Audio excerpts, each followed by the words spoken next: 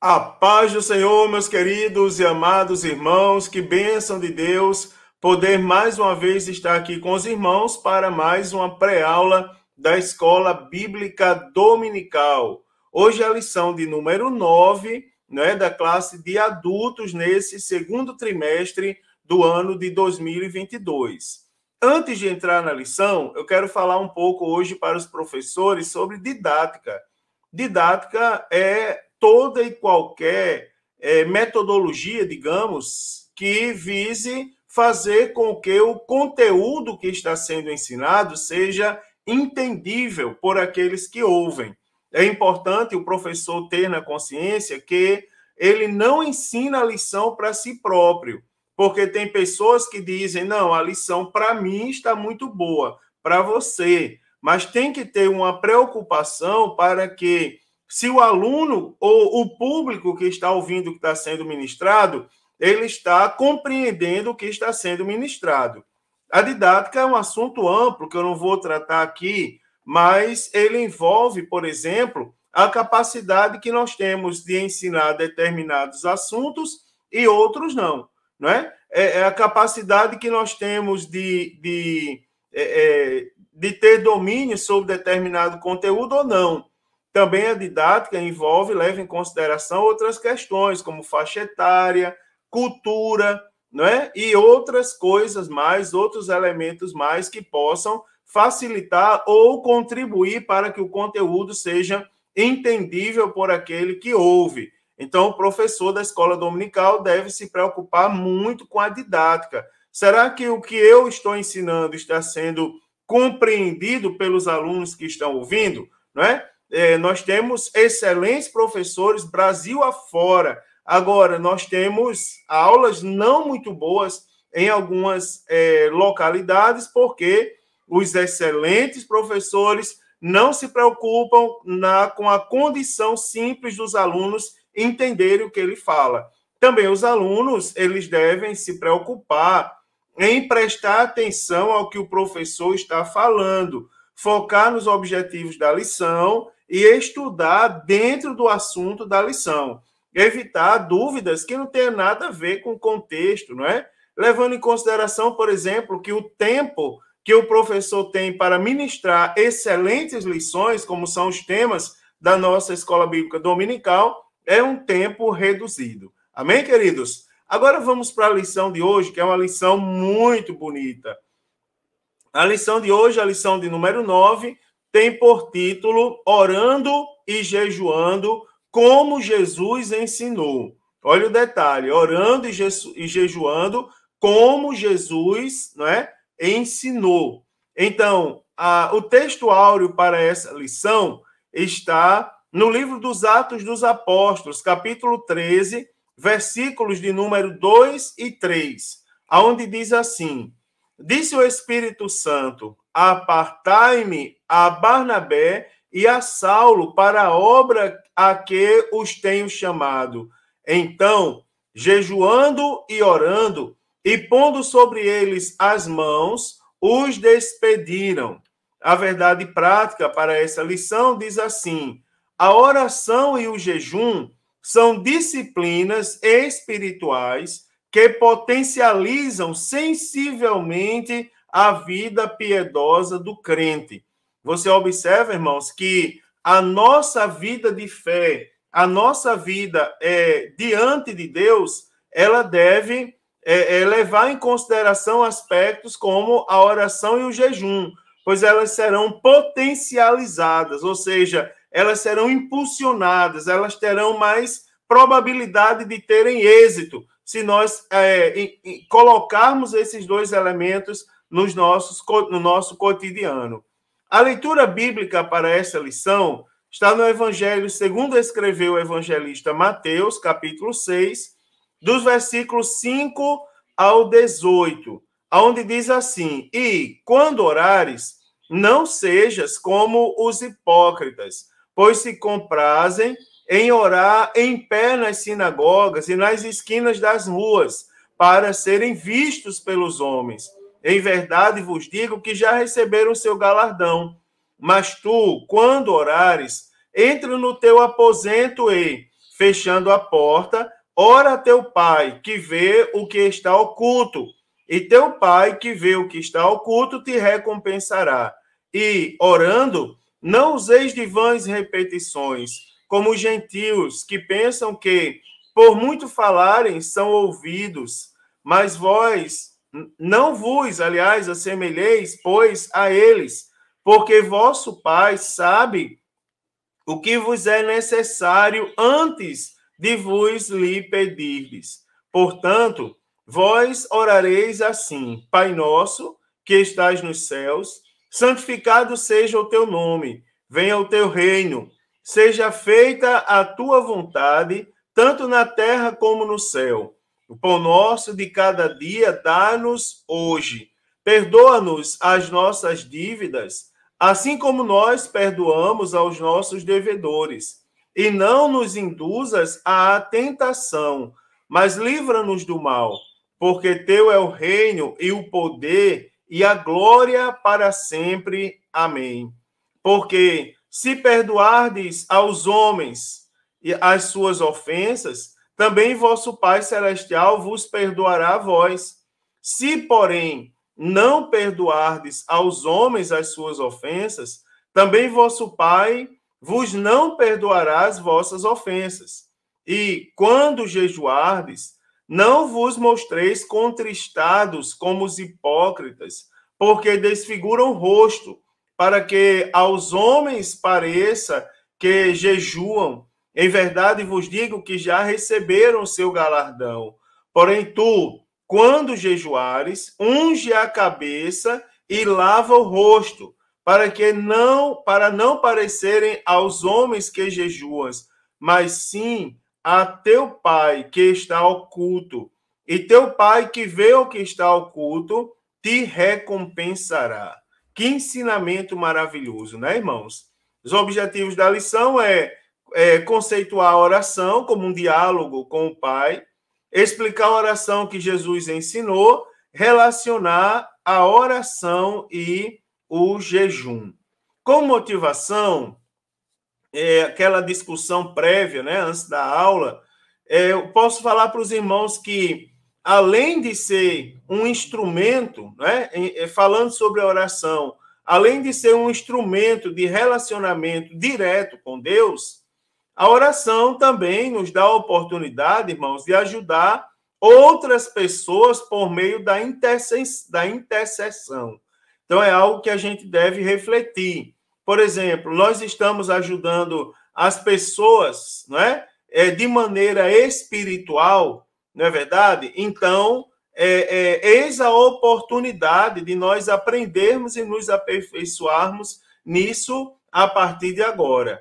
Além disso, o jejum, né, também nos ensina autodisciplina, né, irmãos? O jejum também ensina a cada um de nós a disciplinarmos a nós próprios, além de ser uma ferramenta de extrema eficiência, né, em tempos de batalha. De fato, dando início à nossa lição de hoje, o que nós vamos tratar nessa lição? Nessa lição, irmãos, eu quero falar um pouco para os irmãos, ensinar, e o objetivo é que nós venhamos a aprender um pouco mais acerca da oração em conformidade com os ensinamentos de Jesus, além de falar um pouco sobre as lições espirituais que nós podemos tirar do jejum. Então, Jesus Cristo nos ensina, né, irmãos, através dos seus santos ensinamentos, Jesus repassa a todos nós que, orando e jejuando, Deus que está em secreto, e aí eu quero lembrar da semana passada o significado desse secreto com Deus.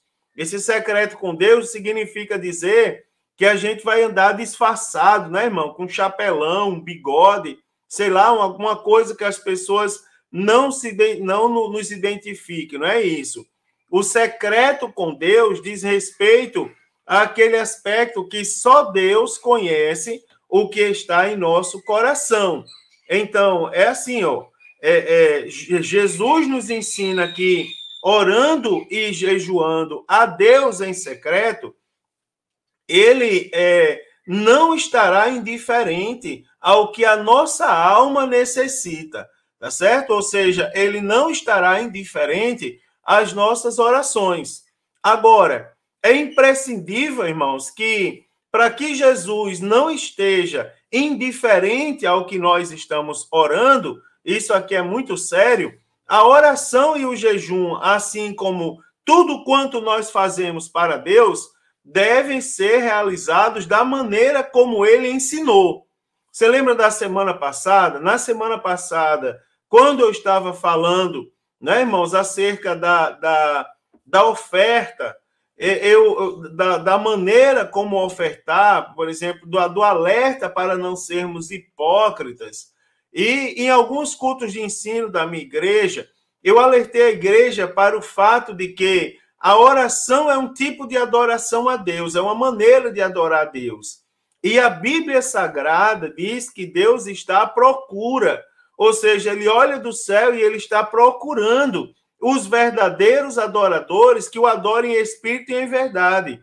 Você observa que Jesus está olhando, não é, do céu, e ele sabe a maneira como nós estamos orando. Ele sabe se nós estamos orando em espírito, ou seja, se nós estamos de fato nos comunicando com ele, ou se nós estamos fazendo só para aparecer diante dos homens, não é? Ele sabe, Deus sabe, ele sabe todas as coisas, ele conhece as intenções do nosso coração.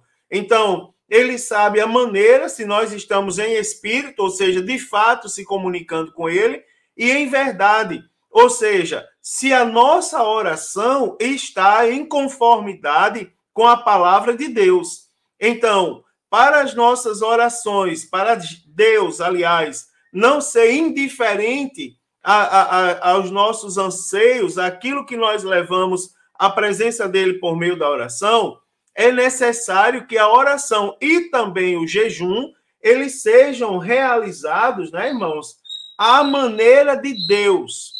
Eles sejam realizados em conformidade como está escrito na Bíblia Sagrada, como Jesus nos ensinou. Então, por esse motivo, nessa lição, nós vamos falar acerca do modelo verdadeiro da oração e do jejum. Ou seja, o modelo verdadeiro é aquele modelo que foi ensinado pelo Senhor Jesus, agora, particularmente falando acerca do Sermão do Monte. Então, nessa lição específica, eu quero ensinar para os irmãos um pouco sobre a oração e o jejum bíblico. Tá certo? Mostrar para os irmãos como nós devemos orar e também falar alguns tipos de jejum. Há algumas perguntas, alguns questionamentos, algumas maneiras, por que não dizer errôneas, com que o jejum é ensinado.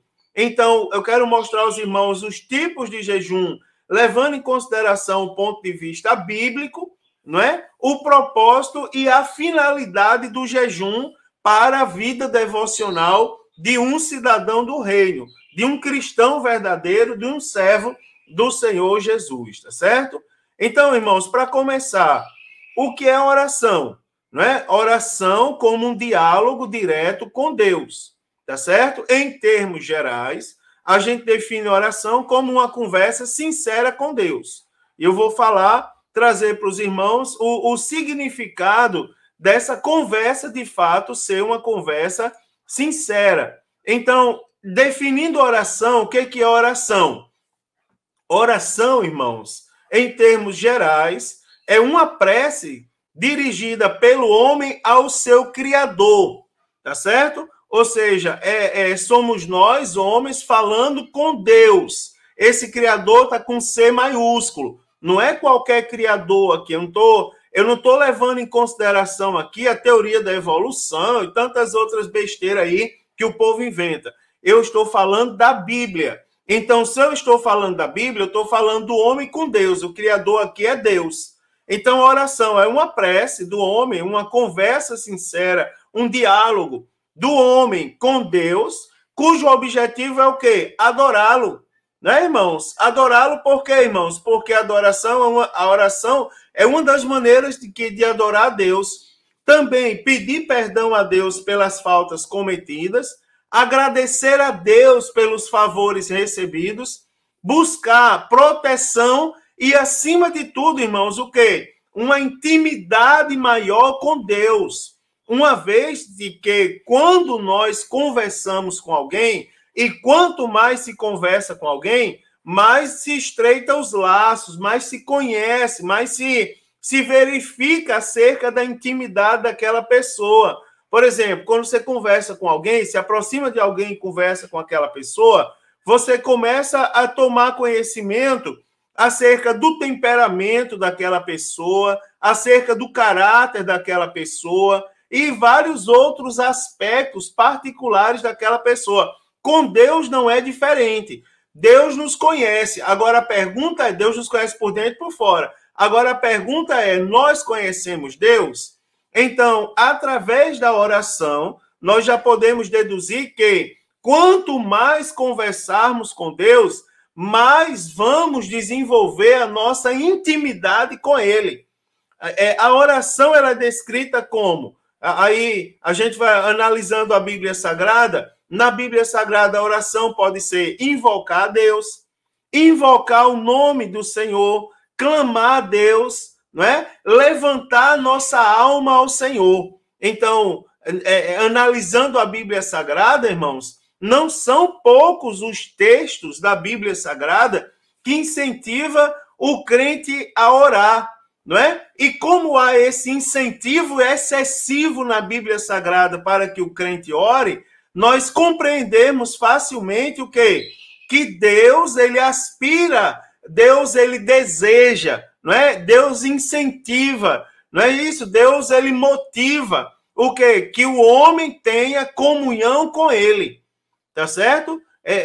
Digamos que Deus tenha comunhão conosco. Agora, Deus quer que nós tenhamos comunhão com ele, tá certo, irmãos? Nós nos aproximemos mais dele através do diálogo, nesse caso, como eu estou falando da oração, para que a gente desenvolva um laço maior, uma comunhão maior, uma intimidade cada vez maior com o nosso Deus. Orar, irmãos, é nós nos comunicarmos com Deus. Todas as vezes que nós oramos, nós entramos em contato com Deus. Isso aqui é importante porque tem algumas pessoas que elas acreditam, elas pregam como se oração fosse um raio. Por exemplo, um raio que eu vou lançar no sentido vertical, aliás, no sentido horizontal, em direção a alguém. Eu vou orar por você e vou lhe derrubar, como se fosse um raio. Shazam! E eu derrubo a pessoa. Não. Oração não é raio que ninguém lança, tá certo? Oração não é uma maneira de... um fenômeno da natureza, um trovão que eu lanço, que nem aquele super-herói desenho animado, para atingir alguém. Não. Oração é um diálogo. Quem ora se comunica com Deus. A oração ela é vertical, é para cima. É de baixo para cima. Nós falamos com Deus, não é? E Deus fala conosco. É interessante que o 15º ponto do credo oficial assembleano fala acerca da oração quando toca no ponto da adoração. E diz, lá no credo diz, nós cremos no poder da oração. Aí traz entre parênteses, nos efeitos. Não é? Porque leva em consideração aquele versículo que diz, a oração de um justo pode muito em seus efeitos.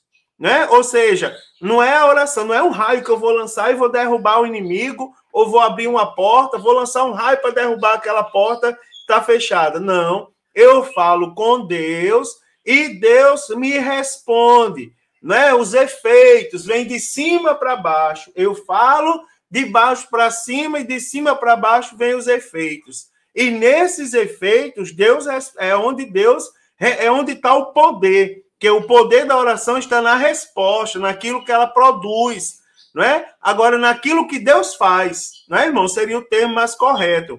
Então, a oração, ela não é só, é comunicar-se com Deus. E nesse aspecto da comunicação, não é apenas um monólogo, não é só eu que falo, é um diálogo. Ou seja, onde nós podemos dirigir as nossas palavras a Deus e também ouvir a resposta, não é? Ou contemplar os resultados do nosso diálogo diretamente com Ele. Também, irmãos, oração é tornar os nossos pedidos conhecidos diante de Deus. É compartilhar com Deus tudo que está no nosso coração, com a certeza de que Deus se importa com a nossa vida e com todas as nossas necessidades. Só levando em consideração aqui, irmãos, que é o desejo de Deus que o homem se aproxime mais dele. Por exemplo, você acha que Jesus não sabia que o problema da mulher do fluxo de sangue era o fluxo de sangue? Você acha que Jesus não sabia que o problema do cego que clamava era porque ele era cego? Claro que ele sabia. Jesus, quando ele pergunta para um dos seus discípulos no milagre da multiplicação, como vamos alimentar essa multidão? Será que ele não sabia como é que ele ia ter que operar um milagre? Claro que ele sabia. Mas há um desejo de Deus, não é necessidade de Deus, é um desejo de Deus para o nosso bem. Você observa que tudo que Deus faz, irmãos, é para o nosso bem, é para a nossa edificação. Quando nós nos aproximamos de Deus, não é Deus que é beneficiado, porque Deus não precisa de mim para ser Deus. Eu é que preciso de Deus para ser santo e cada vez mais santo e morar e herdar a eternidade juntamente com Ele e me reconciliar com Ele. Então você observa que é tanto que a oração é feita em nome de Jesus. Eu vou já tocar nesse ponto aqui com os irmãos. Então você observa que quando nós levamos conhecido diante de Deus os nossos pedidos, nós desenvolvemos a intimidade. E nós sabemos, irmãos, que Deus se importa com a nossa vida. Eu vou chegar lá e eu vou chorar para Deus. É um ato, irmão, de submissão e de dependência completa de Deus. No lugar de eu chorar para o meu melhor amigo, né, desse mundo, como as pessoas dizem, vou falar com um amigo, não sei o quê, meu melhor amigo. Estou dizendo que é pecado ter amigo. Não é pecado ser irmão, não. Mas muito maior, ou às vezes o nosso amigo, ele talvez sirva para nos consolar, de acordo com a palavra, que é o consolo que gera mudança, que traz efeito. Agora, Deus, quando nós levamos a presença dele, é diferente, irmãos, é diferente. É porque nós temos certeza que o nosso Deus se importa, e não só se importa, ele tem poder para resolver, para responder, né, irmãos? Para mostrar que é ele que manda. Aleluia! Louvado seja o nome do Senhor. Então, a oração é um diálogo da alma com Deus, não é, irmãos? A alma, a sede das emoções e dos sentimentos. Esse diálogo, como eu já disse, ele aparece na Bíblia Sagrada nas formas de confissão. Também esse diálogo aparece na Bíblia Sagrada em forma de adoração, em forma de comunhão, em forma de ação de graças, não é, irmãos? Por exemplo, da maneira como foi feita, de maneira exemplar, por exemplo, por Miriam, né, lá no livro do Êxodo, também por Débora, lá no livro dos Juízes, né, a juíza Débora, também pelo rei Davi, lá em 2 Samuel. No Novo Testamento, por exemplo, temos o exemplo do apóstolo Paulo, quando ele exorta os cristãos a fazer sempre esse tipo de oração, né? Em primeiro lugar, o que deve marcar prioritariamente nossas orações é a busca pela glorificação de Deus em nossa vida. Mas também na oração, como eu já disse aos irmãos, né, nós pedimos, nós suplicamos, perseveramos por nossos pedidos, como, por exemplo, fez o profeta Daniel e a mulher Ciro-Fenícia. E tem outro detalhe, irmãos. A resposta de Deus para quem o busca incessantemente, conforme Jesus Cristo nos incentiva a fazer e também o apóstolo Paulo nos incentiva a fazer. Não é? Jesus diz, porque todo aquele que bate, a porta se abre. O que busca, encontra. O que pede, recebe. Não é, irmãos? Então, a resposta de Deus. Também eu posso falar para os irmãos da importância da intercessão, como, por exemplo, o exemplo do profeta Samuel, bem como a intercessão da igreja primitiva, né, irmãos? Haviam pessoas que oravam pelo apóstolo Paulo, e o apóstolo Paulo orou por pessoas, intercedeu diante de Deus por pessoas. Você viu? Eu posso falar de intercessão, por exemplo, no Antigo Testamento. Você quer intercessão melhor do que a de Noé, mas a Bíblia não diz, pastor, que Noé intercedeu. Mas você observa, por meio da vida de Noé, Deus disse assim: Noé, vai para a arca, você, sua mulher, seus filhos, suas noras. Não é? Eu ia destruir tudo, mas você achou graça aos meus olhos. Ou seja, por causa de Noé, a família foi salva. Você observa, às vezes, irmãos, eu sou pastor de igreja, eu tenho um rebanho, parte do rebanho de Deus está sobre a minha responsabilidade, na igreja, na congregação, no setor que eu cuido. Agora, você observa que, às vezes, eu estou pregando a palavra de Deus e tem lá 2, 3 irmãzinhas, ou por que não dizer mais, irmãos, jovens, todas as idades, crianças até, intercedendo, pedindo: Jesus, usa o pastor essa noite para falar conosco por meio da tua palavra. Nós pedimos a Deus por um parente, né, irmãos? Pais oram pelos filhos, filhos oram pelos pais e assim sucessivamente. E você observa, irmãos, como é importante a intercessão.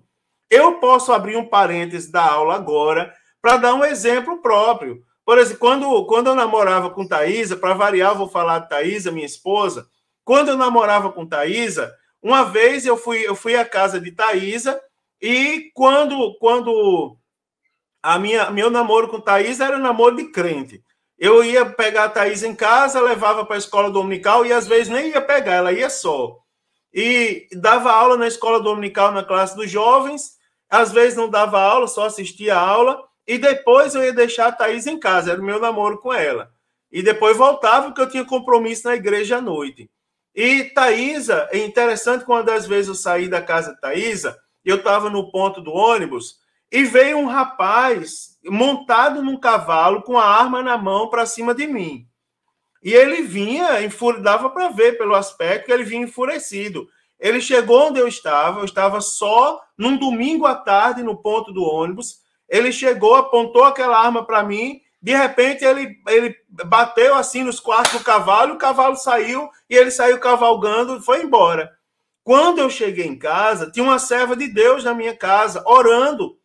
E ela disse assim: eu não sei o que aconteceu, mas Deus me mandou aqui para orar por você, porque Ele ia te dar livramento de morte.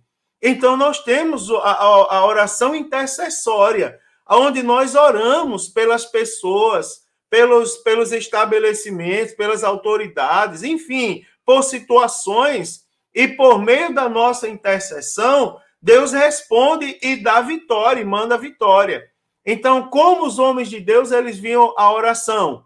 Nós temos que a Bíblia Sagrada nos ensina a orar, porque, como eu já disse, há poder, não é, irmão? Na resposta, nos efeitos da oração, que nós não podemos desprezar. Então, na Bíblia Sagrada, a oração, nós observamos que a oração ela é apresentada como uma ordem.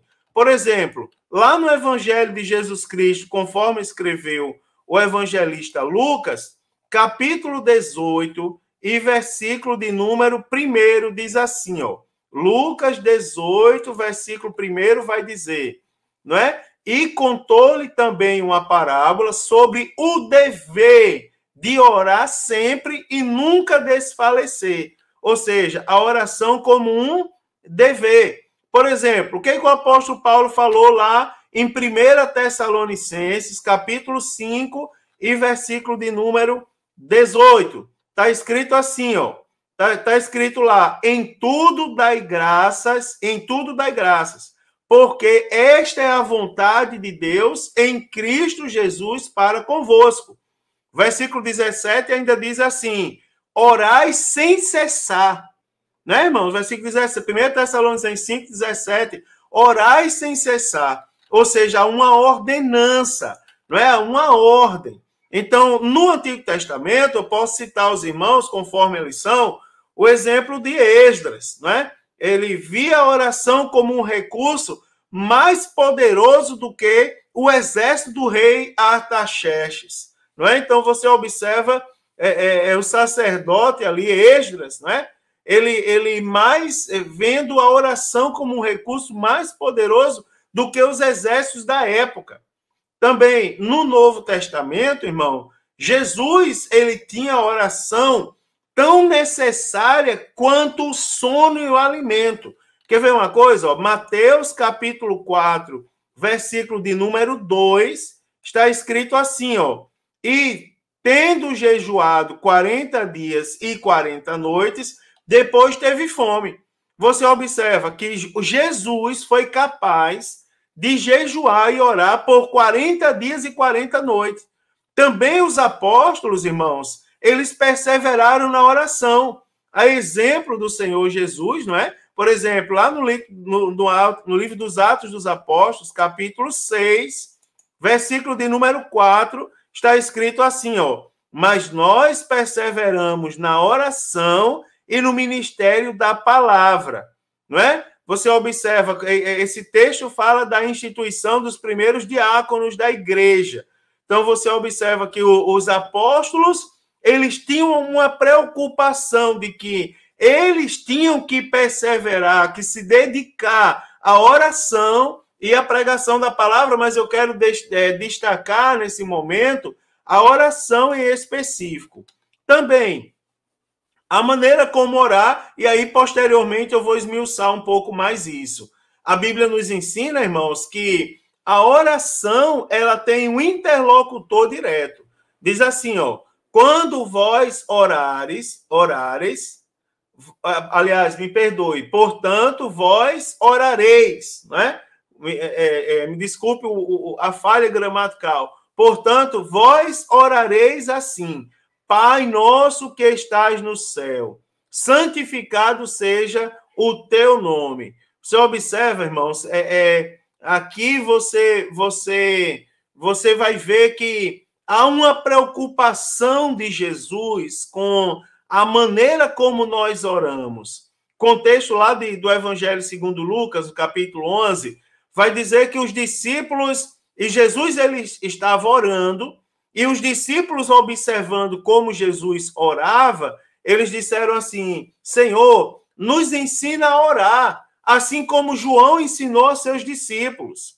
Ou seja, eu imagino que Jesus ele estava orando de uma maneira tão bonita, de uma maneira tão gloriosa. Hoje de manhã, no culto matutino, às 4 horas da manhã, eu comentei com os irmãos que lembrando da saudosíssima memória do meu sogro, não é? Irmão Canindé, a oração que ele fazia de madrugada, irmão, era uma oração tão bonita, dava gosto ouvir, dava gosto você ficar perto dele ali, ouvindo as palavras que ele pronunciava diante de Deus. Eu imagino que foi mais ou menos essa a sensação que os discípulos tiveram.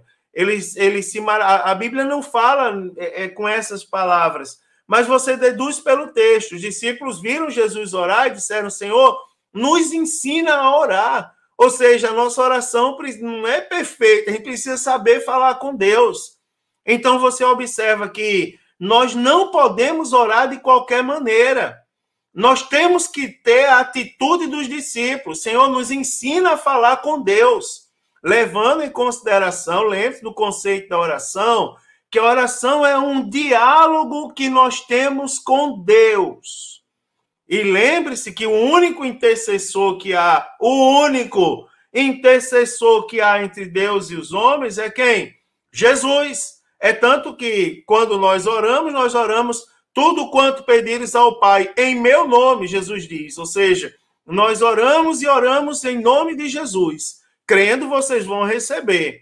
Então, nós temos que ter a mesma atitude dos discípulos, porque a palavra de Deus, nesse sentido, ela vai nos ensinar acerca da maneira como nós devemos orar. E aí vem algumas questões, das quais eu destaco aqui 6 delas. antes da gente partir para outras. Primeiro, a quem a nossa oração deve ser dirigida? Não é, irmãos? Aí está a resposta. A nossa oração, ela deve ser dirigida a Deus. E tudo quanto nós oramos em nome de Jesus. Por quê? Jesus, ele é o único mediador que há entre Deus e os homens. Então, nós oramos a Deus e nós pedimos a Deus em nome de Jesus. Segundo, como é que deve ser a postura do corpo? É assim, biblicamente falando, não há, irmãos, uma exigência específica acerca da postura do crente no ato de orar, tá certo? Porque a própria Bíblia Sagrada, ela revela as diversas formas pelas quais nós devemos orar.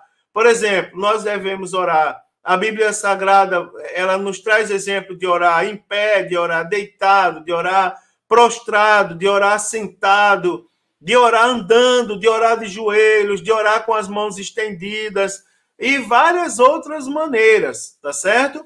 O que nós devemos levar em consideração é o respeito do momento, a devoção, a reverência do momento. Por exemplo, se a nossa oração ela é congregacional, leva em consideração a comunhão com os nossos irmãos, por exemplo, para falar com Deus, então essa oração nós ficamos todos de pé, num ato de reverência a Deus. Ficamos de pé como símbolo que está todo mundo voltado, todo mundo em atenção, todo mundo no mesmo espírito, com as mesmas intenções agora para orar diante de Deus. Eu já ouvi pastores dizendo assim, cuidado com a oração deitado, porque a oração deitada ela foi feita por um rei quando ele estava enfermo, né? Um grande ensinador ensinando isso. Faz sentido. Eu não sei os irmãos, mas eu, por exemplo, raramente eu consigo orar deitado. Se eu orar deitado muito tempo, eu durmo. Então, eu evito orar deitado. Eu prefiro orar de joelhos quando eu estou no meu quarto. Em pé, quando eu estou na igreja, eu vou fazer oração com os irmãos. Tem algumas orações que as pessoas mandam ficar sentado mesmo. Enfim, leve em consideração a situação. Por exemplo, você está indo para o trabalho no transporte coletivo. Você não vai ficar em pé e fazer uma oração. Deus, chega aqui, eu vou resolver um problema, né? E falar mal dos outros publicamente. Não. Você vai lá onde você está sentado, no transporte público ou em pé, seja lá como for, ali você conversa com Deus, porque a gente também deve levar em consideração que Deus é o único ser do universo que para a gente falar com ele, a gente não precisa pronunciar nenhuma palavra. Não é, irmãos? A gente ora em espírito, ou seja, a gente fala com Deus em espírito, e Deus, que se comunica conosco em espírito, ele recebe a nossa oração, ele recebe o nosso clamor, não é? Agora, tem muitas orações nós não conseguimos fazer em espírito. Tem vezes, irmãos, que nós estamos tão necessitados que se a gente não pronunciar uma palavra, a gente não consegue orar. Tem vezes que a gente está tão atribulado, esse ponto aqui é interessante, que você dobra o joelho para orar, e se você não abre a sua boca para falar mesmo, para orar em voz alta, você não consegue orar. Você começa a lembrar dos problemas da sua mente, começa a lembrar de uma série de situações e você não consegue falar com Deus. Então, a maneira como você vai orar leva em consideração vários aspectos. O horário da oração, né, irmãos? Ter um lugar, aliás, um horário regular para falar com Deus é bíblico e é bom. Né? Por exemplo, o profeta Daniel orava 3 vezes ao dia.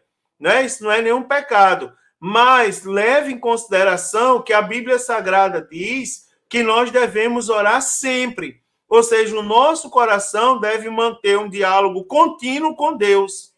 Acerca do lugar da oração, irmãos. Jesus, ele nos exorta, ele diz a todos nós que nós podemos orar em nosso aposento, não é? Ou no outro lugar solitário, digamos assim. A ideia aqui é a ideia de intimidade, não é? De momentos a sós com Deus. O apóstolo Paulo, quando ele ensina em suas cartas, por exemplo, quando ele escreve a Timóteo, ele diz que nós podemos orar em todo lugar. Eu vou ler para os irmãos, ó, 1 Timóteo, capítulo 2, versículo de número 8. Está escrito assim, ó, 1 Timóteo, capítulo 2, versículo de número 8, diz: quero, pois, que os homens orem em todo lugar, levantando mãos santas, sem ira e sem contenda. Ou seja, o apóstolo Paulo deixando claro a Timóteo que em qualquer lugar nós podemos erguer a nossa mão e nós podemos orar a Deus, tá certo? A outra coisa interessante, irmãos, é levarmos em consideração o decoro na hora da oração, ou seja, a seriedade do momento, tá certo? A decência, a reverência no ato de orar, não é? Eu não estou dizendo que a gente precisa decorar um discurso que nem a gente sabe o significado para poder falar com Deus. Não. Sendo sincero, o ato de ser sincero não significa dizer que eu tenho que ser profano, tá certo? O ato de eu ser sincero não quer dizer que eu tenho que me dirigir a Deus chamando palavrão, não. Nem usando gíria para falar com Deus. Quando a gente vai se referir a uma autoridade, por exemplo, quem é profissional do direito, se você não coloca numa petição ao excelentíssimo senhor doutor juiz de direito, a petição não é aceita porque o pronome de tratamento usado para se referir ao juiz de direito não foi o pronome de tratamento adequado. Da mesma maneira, quando nós falamos com Deus, nós devemos levar em consideração o decoro, ou seja, o respeito, a sinceridade, a decência, a reverência no ato de orar. Não é, irmãos? Tem pessoas aí, ó, deixa eu murmurar um pouquinho. Tem pessoas aí chamando Deus de cara, de meu, de brother. Não, irmão, Deus não é isso não. Deus é Deus. Não é, irmão? Deus é Senhor. Deus é sacrossanto. Deus é onipotente, é onipresente, Ele é Pai. Ele é o Senhor da nossa vida e a gente tem que prestar atenção a isso. Também, ó, um outro aspecto, o sexto que eu quero falar agora, é o estado do coração na oração. Então, o nosso coração, ele precisa estar transformado e cheio da palavra de Deus. Quer ver uma coisa? Olha, João, capítulo 15 e versículo de número 7, diz assim, ó. João capítulo 15, versículo 7. Se vocês estiveres em mim e a minha palavra, as minhas palavras estiverem em vós, pedireis tudo o que quiseres e vos será feito. Veja só, irmão, que coisa maravilhosa, que ensinamento maravilhoso. Nós precisamos estar em Cristo. O nosso coração deve estar voltado para Ele. A palavra de Deus é quem deve direcionar a nossa vida. Porque se nós estivermos em Cristo e as palavras deles estiverem em nós, aí a Bíblia Sagrada diz, vocês vão pedir o que vocês quiserem e vos será feito o que vocês pedirem.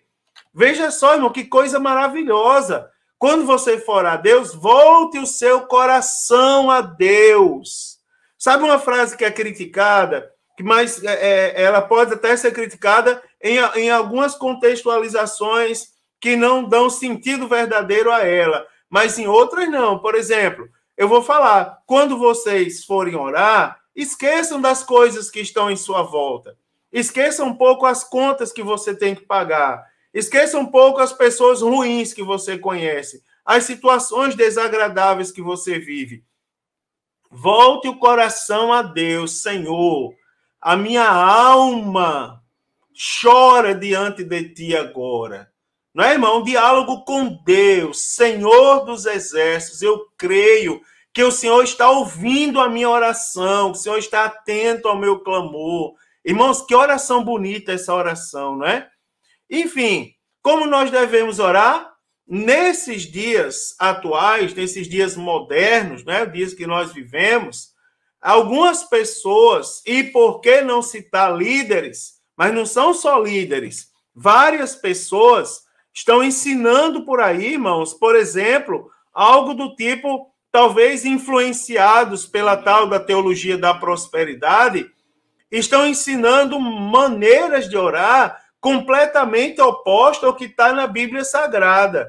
Você imagina, uma vez eu ouvi um pregador famoso orar, e não é porque era um pregador famoso, mas era um pregador famoso. Eu não estou falando mal de quem é pregador famoso. Naquela oportunidade era um pregador famoso, ou seja, ele influencia com as palavras, com o lugar onde Deus colocou ele influencia, ele consegue influenciar.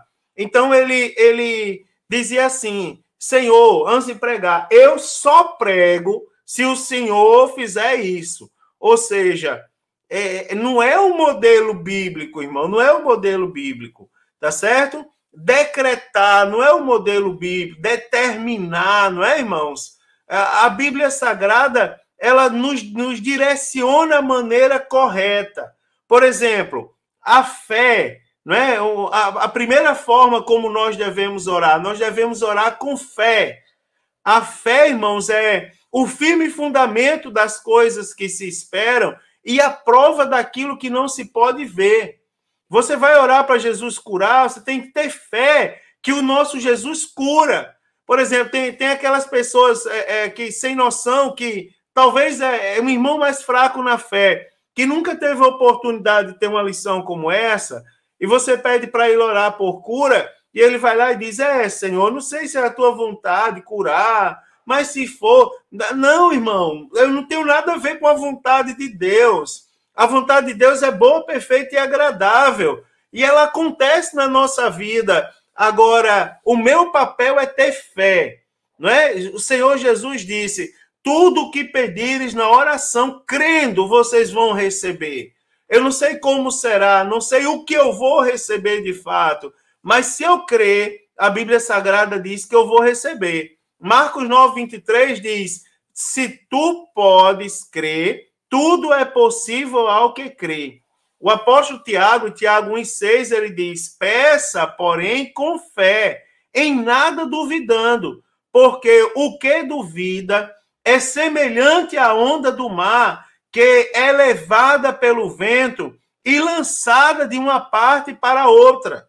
Então, irmãos, não basta orar, é preciso nós termos fé. Lembra que eu falei que o nosso coração deve estar voltado para Deus?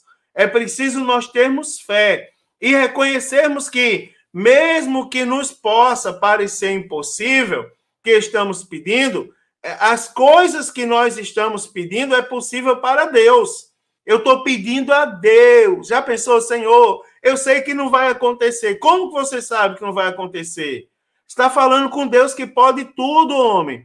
Você está falando com Deus que é capaz de tornar o impossível possível. Então, é impossível para mim, mas para Deus todas as coisas são possíveis. Segundo lugar, nós devemos orar em nome de Jesus. Então, lembra que eu falei que algumas pessoas pensam que oração é um raio que lança, né? Vou atingir os alunos da escola dominical agora, né? Então, muitos deixam de obter resposta porque eles não oram no nome de Jesus. João 14, 13 e 14 diz: e tudo quanto pedires em meu nome, eu farei, para que o Pai seja glorificado no Filho. Se pedires alguma coisa em meu nome, eu farei. Não é? João 15, 16 diz: não me escolhesse vós a mim, mas eu escolhi a vós e vos nomeei, para que vales e deis fruto, e o vosso fruto permaneça, a fim de que tudo quanto em meu nome pedirdes ao Pai, ele vos conceda. João 16, 23 ainda diz: e naquele dia nada me perguntareis. Na verdade vos digo que tudo quanto pedirdes a meu Pai, em meu nome, ele vos há de dar. Ou seja, segundo aspecto da oração, nós devemos orar em nome de Jesus. Oração é uma conversa com Deus. Quem ora, conversa com o Pai que está no céu. E tudo quanto nós pedimos ao Pai, nós pedimos em nome de Jesus. Porque, irmãos, como é que nós vamos chegar à presença de Deus? Não existe outro caminho. Jesus é o caminho. Então tem que ser em nome dele, por meio dele. Tá certo? E outro aspecto interessante é que nós devemos orar segundo a vontade de Deus. Isso aqui é interessante, irmãos. Nós devemos pedir a Deus para que a vontade dele prevaleça sobre a nossa vida. Com isso, nós deduzimos, né, que nós devemos orar pedindo a Deus que faça sempre conforme a sua vontade. O próprio Jesus fez isso, lá quando ele orou no Getsêmani, lá em Mateus 26, versículo de número 42, está escrito: e indo segunda vez, orou dizendo: Pai meu, se este cálice não pode passar de mim, sem eu beber, faça-se a tua vontade. O apóstolo João, na sua carta, lá em 1 João 5:14, ele diz assim: e esta é a confiança que temos nele, que se pedimos alguma coisa segundo a sua vontade, ele nos ouve. Aqui leva em consideração o que, irmãos? A ética cristã. Por exemplo, você vai pedir a Deus para que um roubo dê certo? Você vai pedir a Deus para que uma falcatrua prospere? Para que um ímpio governe? Né, irmãos? Então, aqui nós devemos ter a consciência que a oração, ela deve levar em consideração a vontade de Deus. O quarto ponto é algo que falta muitas vezes, que é a perseverança. Aqui, né, irmãos, antes de citar a Bíblia Sagrada, eu posso dar exemplo de pessoas que... Eu conheço irmãs que dizem que oraram 10 anos pelo filho. Outras que oraram, sei lá, irmãos que fizeram propósito, campanha de oração por anos e anos para poder uma bênção acontecer. Outros oraram e a bênção veio instantaneamente, lógico. Se leva em consideração aspectos como a vontade de Deus. Agora, a perseverança é fundamental à nossa vida de oração. Jesus nos ensinou, irmãos, diversas vezes sobre o dever de orar sempre sem desfalecer. O apóstolo Paulo diz em 1 Tessalonicenses 5,17, eu li há pouco tempo atrás, orai sem cessar. E escrevendo aos Efésios, no capítulo 6, versículo 18, ele diz, orando em todo tempo, com toda a oração e súplica no Espírito, e vigiando nisto, com toda a perseverança e súplica por todos os santos. Não é, irmãos? A perseverança é imprescindível. O quinto ponto fala da nossa sinceridade. Não é, irmãos? Olha que coisa interessante. Lembre-se que nós estamos falando com Deus. Para Deus ninguém mente. Sabe por quê? Porque Deus sabe de tudo. Deus não aceita a oração com falsidade, irmão, com hipocrisia. Me diga uma coisa, não tem muita gente fazendo... Você já viu aquela pessoa... aqui é uma coisa interessante da nossa fé.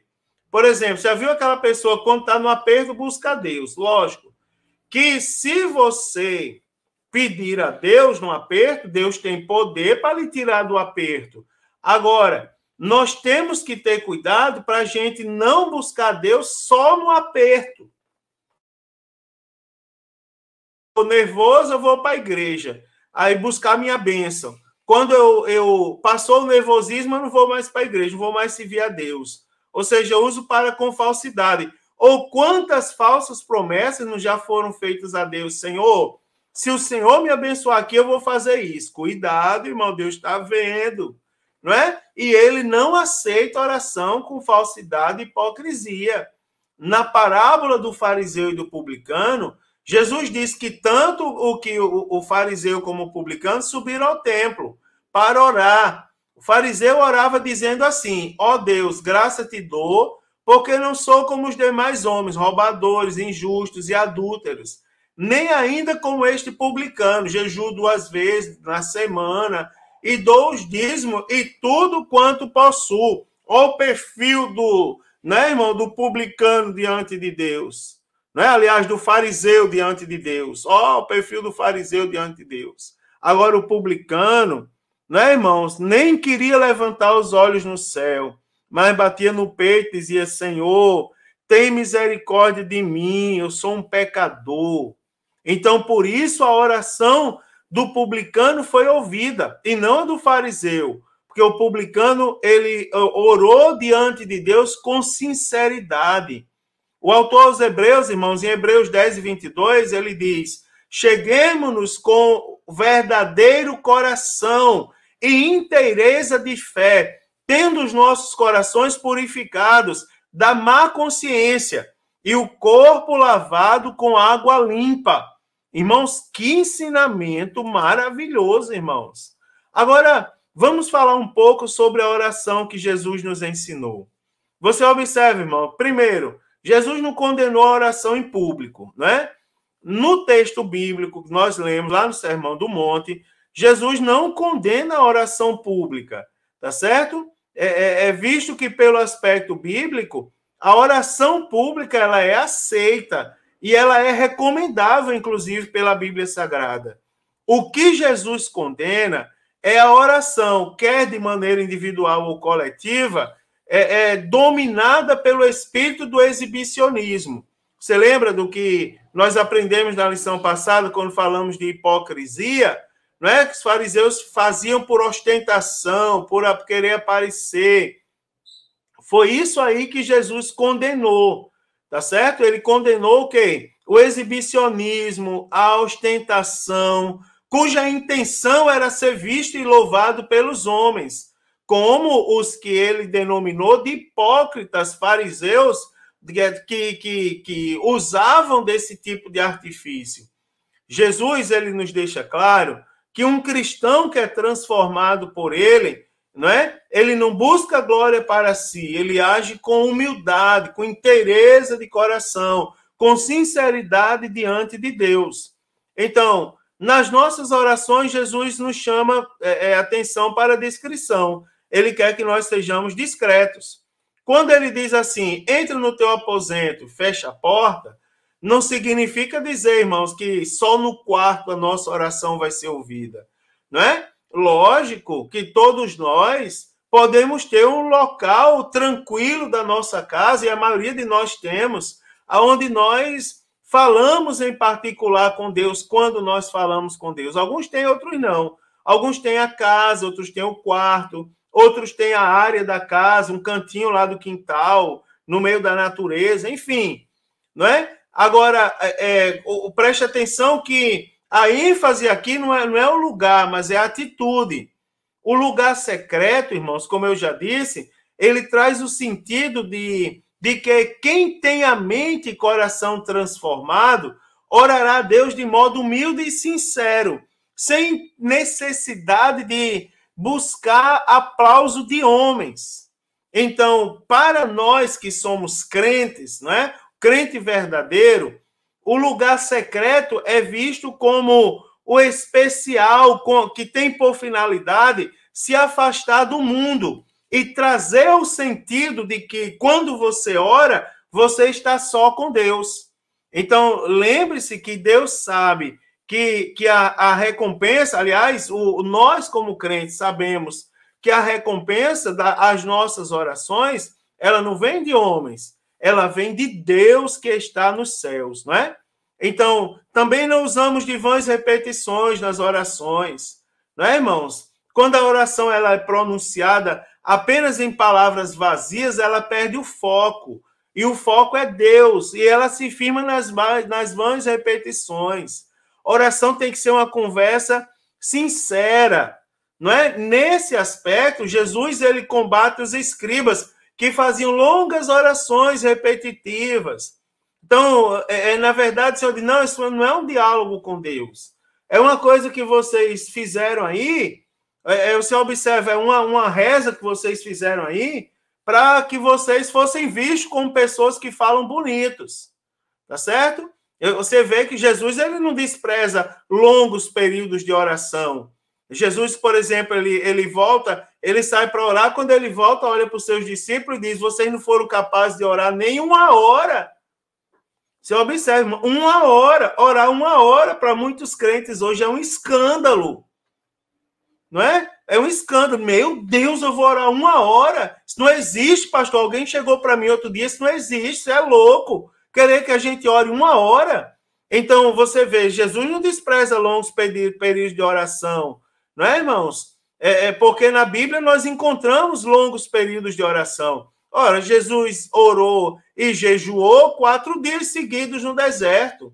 O que ele contraria é alguém, irmãos, que acha que por muito fazer barulho, por muita repetição, por muito, não é, por muita, digamos, categoria nas palavras e longas palavras, Deus vai ouvir. Não é assim que Deus ouve. Deus olha o coração. Lógico, mas se você tem palavras para falar com Deus 1 hora, dobre o seu joelho e ore. Horas e horas. Agora, seja sincero. Ore de coração.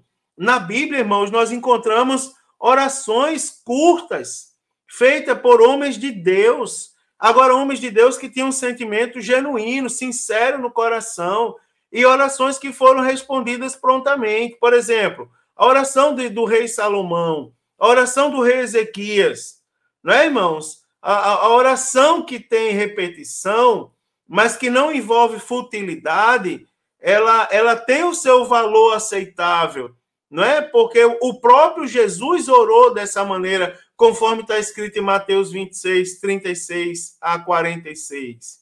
Não é? Que o Jesus está falando aqui da intenção. Qual é a sua intenção? É impressionar homens ou é você conversar com Deus, se aproximar de Deus? Então, quando nós entregamos tudo, irmão, na mão de Deus, a oração ela é sincera e humilde. E Deus responde e cuida da nossa vida. Um pouco agora sobre oração e jejum. Preste atenção. É uma combinação perfeita, não é, irmãos? Nós, olhando a Bíblia Sagrada, nós vamos encontrar muitas passagens, muitas referências, onde a oração e jejum estão agregadas, são combinadas, tá certo? Então, por meio da Bíblia Sagrada, nós podemos afirmar com segurança que oração e jejum são vistos como atos que revelam disciplina diante de Deus, autonegação, humilhação. Porque quando nós oramos e entregamos a nossa vida a Deus, nós mostramos também o que, irmãos? Dependência total de Deus nos momentos mais extremos.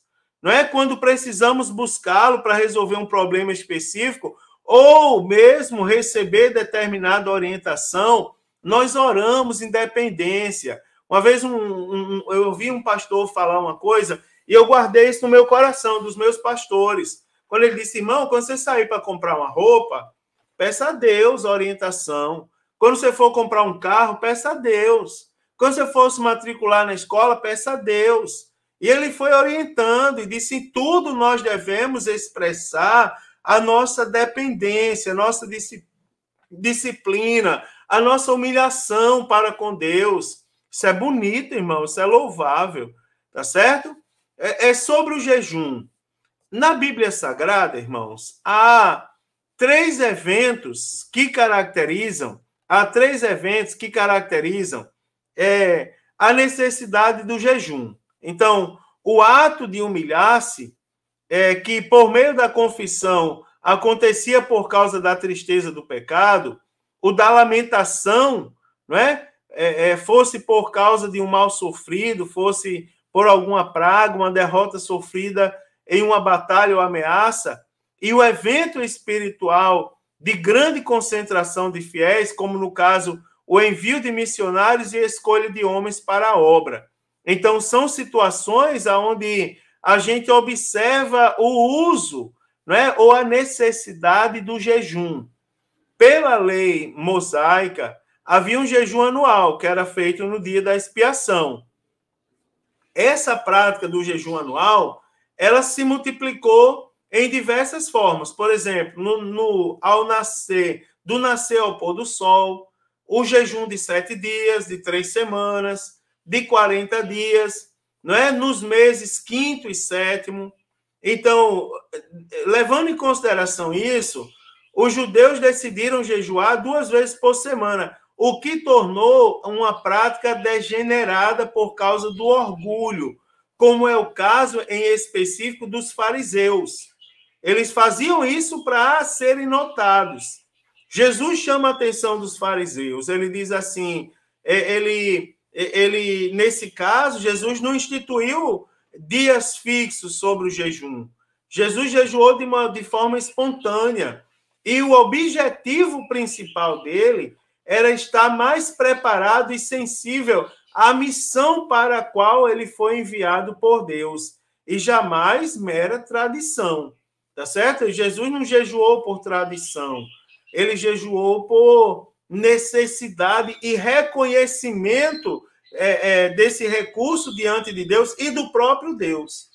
O que Jesus ensinou sobre jejum? A princípio, eu vou falar para os irmãos que, segundo o Sermão do Monte, levando em consideração o Sermão do Monte, nós entendemos que a prática do jejum ela é livre, é um ato voluntário, espontâneo, não é, irmãos? Deve nascer de um desejo genuíno da alma com motivação especial, tá certo? Quer seja diante do perigo, quer seja diante da tristeza ou da tentação.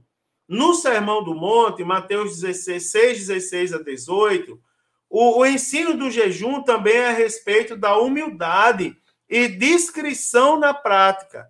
Então, para jejuar, não é preciso desfigurar o rosto e ostentar a espiritualidade. Jesus ensina, ele diz, unge a cabeça e lava o rosto. Não é, irmãos? Cuidado aí, daqui pode nascer o certo fanatismo. Tem pessoas aí, eu conheço pessoas dizendo que abandonaram o emprego, abandonaram tudo, e estão há um mês no monte buscando Deus. Cuidado, irmão. Cuidado com o fanatismo. Olha o que a Bíblia Sagrada ela nos ensina. Então, tanto a oferta como a oração, assim como a oferta e a oração, o jejum ele não pode ser usado para atrair olhares humanos, tá certo? É uma prática piedosa, que é feita diante de Deus. E toda prática verdadeiramente piedosa, ela busca, o objetivo principal da prática é buscar a glória de Deus. Aqui eu vou fazer algumas considerações sobre o jejum, preste atenção.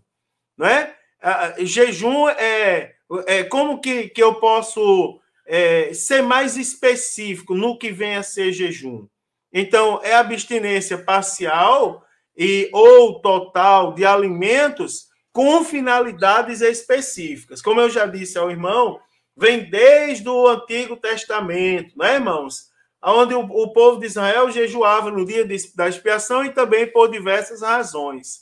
Jesus Cristo, ele praticou o jejum e ele ensinou, que a mesma prática deveria fazer parte da vida de consagração de cada cristão.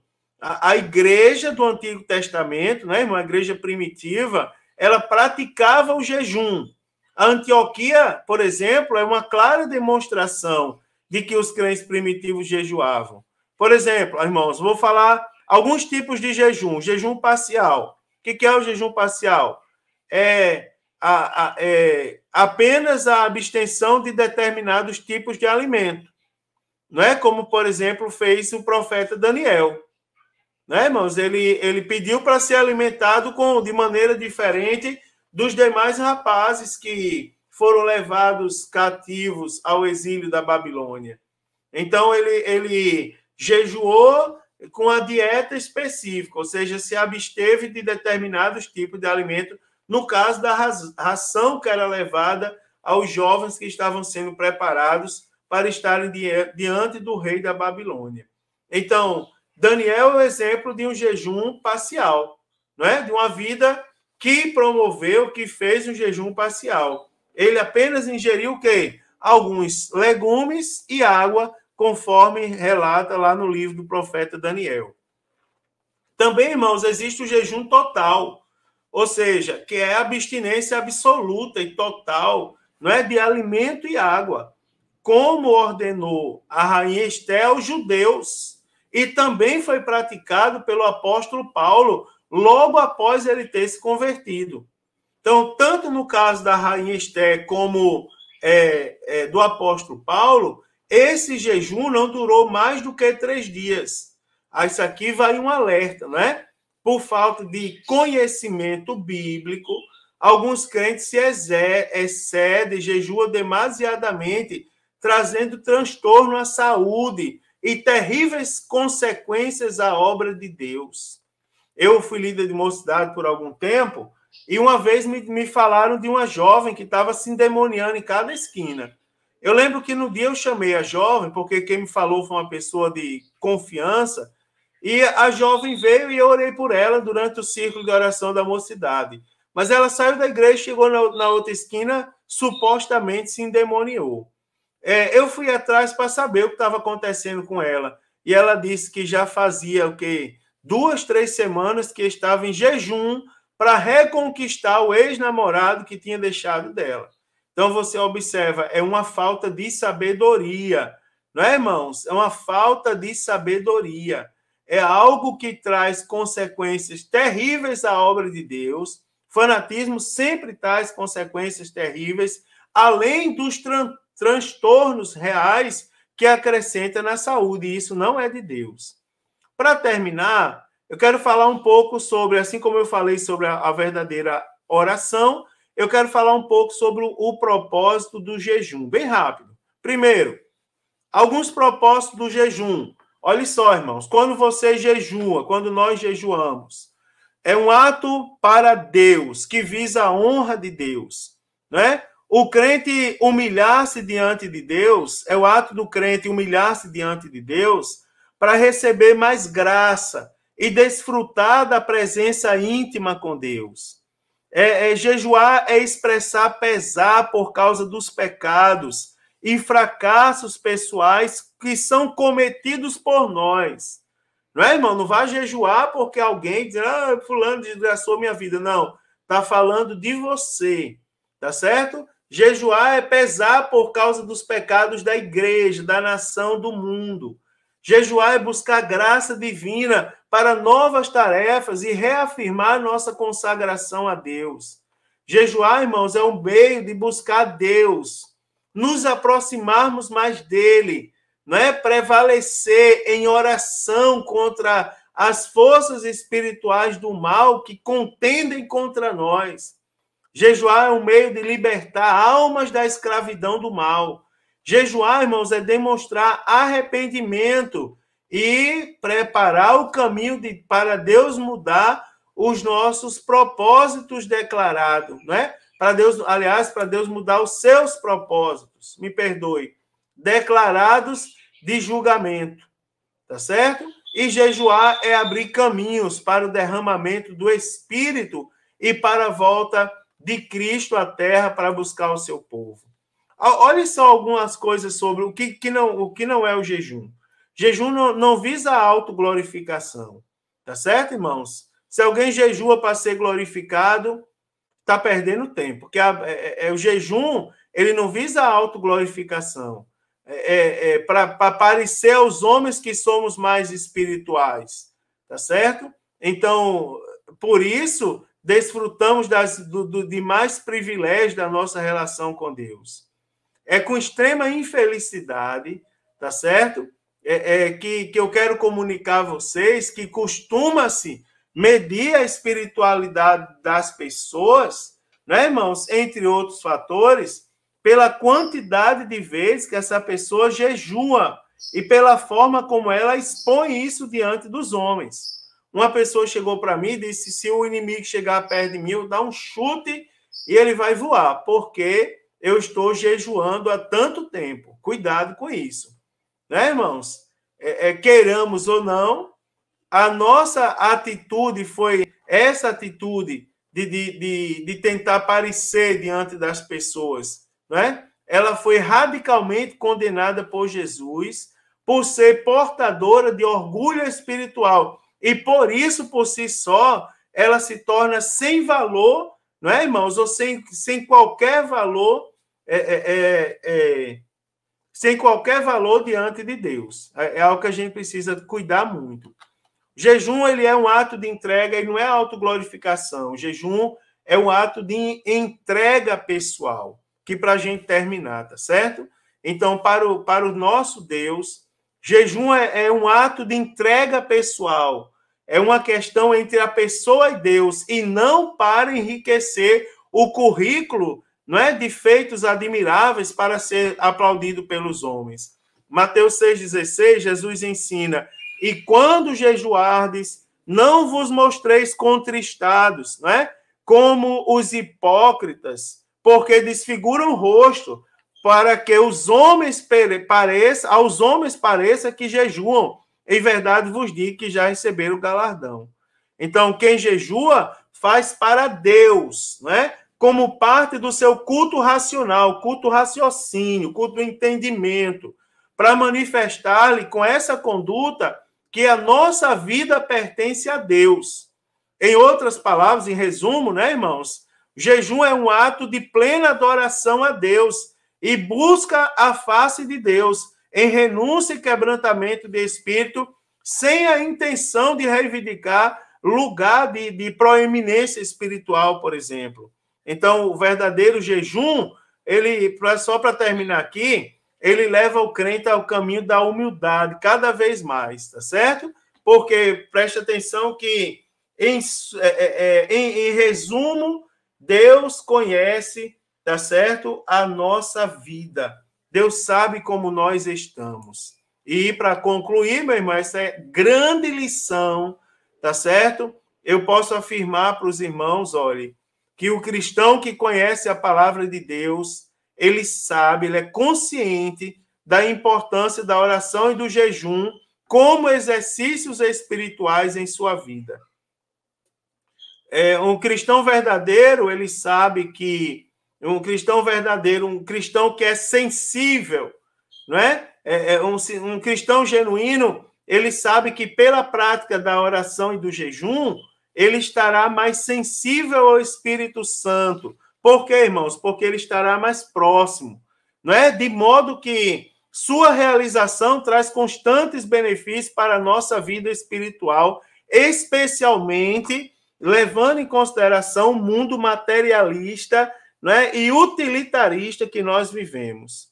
Né? Um dos maiores privilégios que nós temos, sem dúvida alguma, dos maiores privilégios que Deus deixou a todos nós, é a capacidade, não é? E o privilégio de poder buscar a Deus em oração. E lembre-se que é uma coisa tão bonita que, além de nos aproximar de Deus, a Bíblia também está repleta de promessas que se cumprirão na vida daqueles que oram. Então, nós não podemos deixar de desfrutar de todos os benefícios que nós alcançamos diante de Deus através da nossa conversa sincera com Ele. Principalmente, não é? O de poder desfrutar de uma comunhão mais íntima e profunda com o nosso Deus que está nos céus. Irmãos, que lição maravilhosa, que aula espetacular, irmãos, nós podemos ter nesse domingo, não é? Que Deus abençoe todos os irmãos, que a sua aula seja uma bênção, que você possa sair dali, irmãos, e tirar em definitivo todas as dúvidas que você tem acerca desses dois grandes elementos devocionais que Deus deixou a todos nós, não é? A capacidade, a condição, o privilégio de poder nos aproximarmos mais dele, alcançarmos as suas maravilhosas promessas, não é? E desenvolvermos mais a nossa intimidade com ele, que é através da oração e do jejum. Deus abençoe, professor. Desejo para você uma excelente aula, tá certo? Uma excelente ministração. Para os alunos, um excelente aprendizado e crescimento espiritual para todos. Forte abraço. Se Jesus não voltar, a próxima semana eu estarei aqui comentando, não é, a lição de número 10, para a glória e honra do nome do nosso Deus. A paz do Senhor a todos os irmãos.